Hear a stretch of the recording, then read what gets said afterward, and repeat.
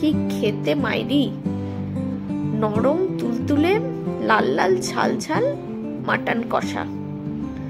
দেখতেই পাচ্ছ কতটা সফট। হ্যালো বন্ধুরা, চলে গিয়েছিলাম দক্ষিণ দিনাজপুর জেলার বাবুল বলে একটি ছোট্ট জায়গায়। এই যে রাস্তাটা দেখতে পাচ্ছ, এটা হলো মালদা যাওয়ার রাস্তা, আর ওই দিকটা যে দেখা যাচ্ছে ওই দিকটা বালুরঘাটের রাস্তা। বাবুল জায়গাটি ছোট হলেও এটি কিন্তু সুপরিচিত, কারণ এখানে ঐতিহ্যবাহী বল্লা মায়ের পুজো কিন্তু হয়।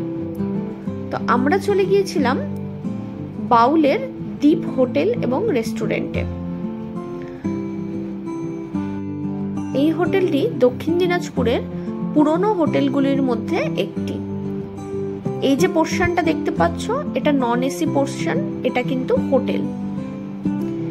এর মধ্যে কিন্তু আবার রেস্টুরেন্ট পোর্শনও রয়েছে। এই যে রেস্টুরেন্ট পোর্শনটা, এটা কিন্তু এসি। হোটেলে ঢুকেই আমরা খাবারটা অর্ডার দিয়ে দিয়েছিলাম, তারপর কিন্তু আমরা এখানে এসির যে রুমটা আছে সেখানে কিন্তু চলে এসেছি। এই যে দেখতে পাচ্ছ, এখানে পুরো পদগুলো সাজিয়ে দিয়ে দিয়েছে। এখানে মোট 13 রকমের পদ কিন্তু ছিল।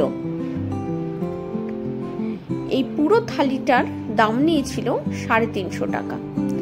মোটে 350 টাকায় এতগুলো আইটেম। দেখতেই পাচ্ছ, দুজনের জন্য একদম সাফিসিয়েন্ট। একজনের জন্য এটা শেষ করা কিন্তু খুবই কষ্টকর। থালিটা আসার সাথে সাথেই আমার হাজবেন্ড কিন্তু খেতে শুরু করেছে। এর মধ্যে কি কি আছে সেই আইটেমগুলোর নাম আমি এখন একে একে বলছি। মুগ ডালের সাথে ঝুরি আলু ভাজা তো ছিলই, তার সাথে এই যে একটা বড় সাইজের একটা বড়া দেখতে পাচ্ছ, এই বড়ার কিন্তু ঝোল ছিল। এটা ঠিক আমরা বুঝতে পারিনি কিসের বড়া ছিল, কিন্তু সাইজটা কিন্তু ভালোই বড় ছিল, আর টেস্টিও খুব ছিল। ডাল দিয়ে মেখে এই বড়াটা খেতে কিন্তু খুব ভালো লাগছিল। এছাড়া এখানে বড়ি দিয়ে একটা তরকারির মতো ছিল, মনে হয় ওটা শুক্তো ছিল। তার সাথে শাক ছিল, কচুর শাক। আরো নিরামিষ কয়েকটা আইটেম ছিল, নিরামিষ তরকারি ছিল।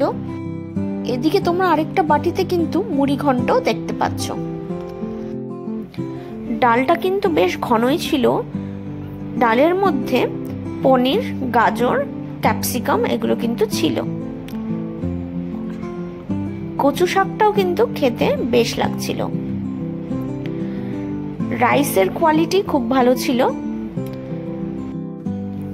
এত রকমের আইটেম ছিল, আমরা তো বুঝতেই পারছিলাম কোনটা দিয়ে খাবো আর কোনটা দিয়ে খাবো না। তো এরই মধ্যে মাটন দিয়ে খাওয়া কিন্তু শুরু করে দিল। ওহ, সেই মাটন! মাটনটা এখানকার অসাধারণ খেতে হয়, যেমন নরম সেরকম টেস্টি। সেদ্ধটাও খুব ভালো মতো হয়েছে, তোমরা আশা করি দেখে বুঝতেই পারছো। মুখে দেওয়ার সাথে সাথে জাস্ট মোমের মতো গলে যাচ্ছে।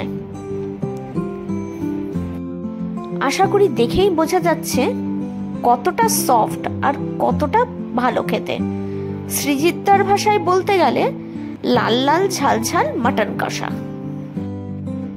এতগুলো আইটেম আমরা নামও ঠিকঠাক বলতে পারছি না, আর তোমরা দেখতেই পাচ্ছ আমরা কিন্তু খেয়েও শেষ করতে পারিনি। আর শেষ পাতে ছিল চাটনি আর পায়েস। এটা জাস্ট অসাধারণ ছিল খেতে। দেখতে পাচ্ছ পায়েস কতটা কোয়ান্টিটি দিয়েছে। সব মিলিয়ে কিন্তু একটা জম্পেশ ভোজ হলো।